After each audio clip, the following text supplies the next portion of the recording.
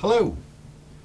During university study you obviously have to write a number of essays, and gender inequality is quite a popular topic. Essays are often set because of something happening in the news, and recently the topic has surfaced in a number of news stories revolving around Hollywood actresses like Jennifer Lawrence, making the valid point that women are still underrepresented in films and are paid less than the men. Thus, gender inequality, especially in the workplace, is quite a popular topic for students to research. Hence, today's talk is about one aspect of this topic of gender inequality. That is, dress code, and in particular, women being asked or indeed forced to wear high-heeled shoes at work. Many companies and many industries have a dress code, but can a company insist that a woman wears high-heeled shoes by law? That's the question I hope to answer today. Two stories spring to mind here. The first is a photograph on social media that went viral.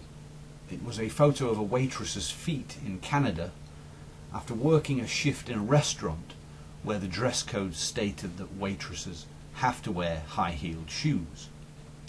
A lady called Nicola Gavins took a photo of her friend's feet after she returned from work and posted it on Facebook. The waitress's feet were bleeding and they looked a little bit horrible. At the last count, the photo had over 12,000 shares and over 1,000 comments and over 8,000 likes or other emoticons. It created something of a stir. Most people rightly wondered whether it is legal to insist that employees wear high-heeled shoes. Even stranger is the fact that the restaurant where the bloodied feet waitress works was named as one of the best places for women to work in Canada. It begs the question, how can a company that insists their female employees wear uncomfortable shoes be classed as a great place to work? The story was picked up by newspapers all over the world, and generally they condemned such a policy. The second story comes from the UK, London to be specific. A new receptionist by the name of Nicola Thorpe went into work at PricewaterhouseCoopers, or PwC, in London. She told her employer that she did not wish to wear high-heeled shoes at work. She claimed they laughed at her and told her to go home without pay unless she went out and bought heels that were between 2 and 4 inches high. 2 to 4 inches is about 5 to 10 centimetres. She refused and the threat was carried out. She was not paid. So let's consider what the law says about this. UK employers can dismiss staff who fail to live up to a reasonable dress code demands. But the employer must give an employee enough time to buy the right shoes and the right clothes. Employers can set up different codes for men and women as long as there is an equivalent level of smartness. So a company could insist on black shoes for men and women, that's fine. It may also insist on men wearing a jacket and tie, whereas women would not be required to wear these. But can a company insist on high-heeled shoes for women? That's not quite so straightforward. The law is specific on one point.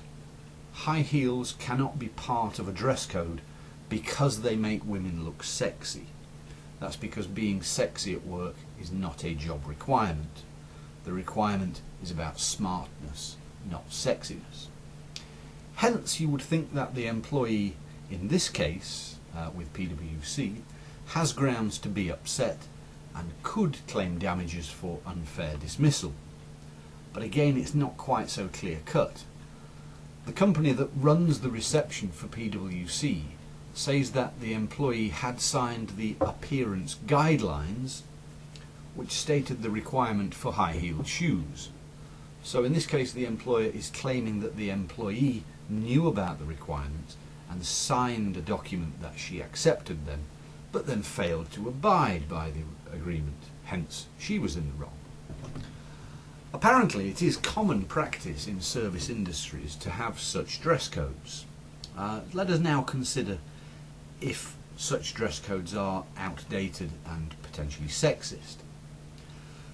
Well, that is at least where all sides appear to be in some form of agreement.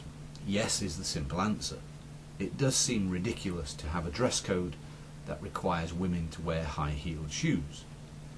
The company at the heart of this mini-scandal is changing its dress code.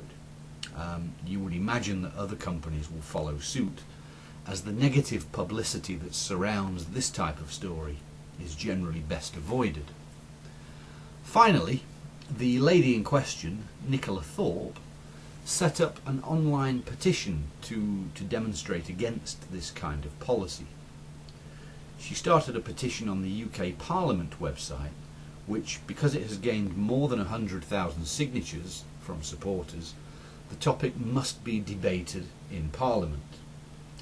That means that legislation may be introduced to outlaw a dress code that requires women to wear high-heeled shoes. There are, as I'm sure any of you who wear this kind of shoe will agree, good reasons to enact such a law.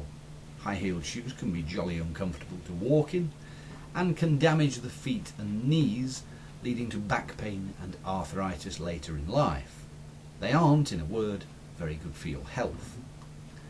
To conclude then, we could argue that this issue of dress codes is evidence of sexism in the workplace.